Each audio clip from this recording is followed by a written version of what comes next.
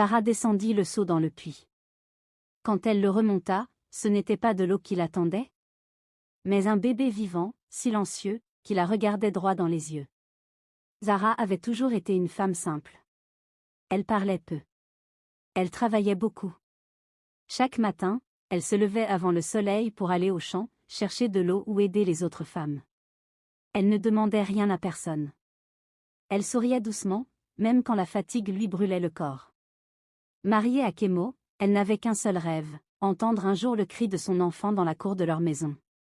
Au début, quand Zara tomba enceinte pour la première fois, tout le village se réjouit. Les femmes lui donnaient des conseils. Les anciennes priaient pour elle. Kemo marchait la tête haute, fière. Mais un jour, alors qu'elle travaillait au champ, une douleur violente la plia en deux. Le sang coula sur la terre sèche. Personne ne sut quoi faire. Le soir, Zara rentra sans enfant, le regard vide, le corps brisé. On dit que c'était la volonté de Dieu. On consola. On promit que la prochaine fois serait la bonne. La deuxième grossesse arriva. Cette fois, Zara faisait attention à tout. Elle marchait lentement. Elle mangeait peu. Elle priait souvent.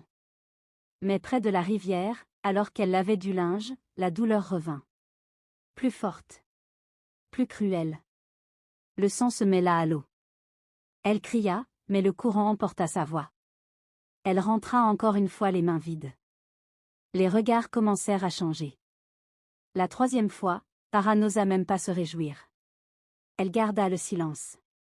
Une nuit, seule dans la maison, la douleur la réveilla. Kemo était absent. Elle serra les dents jusqu'au matin.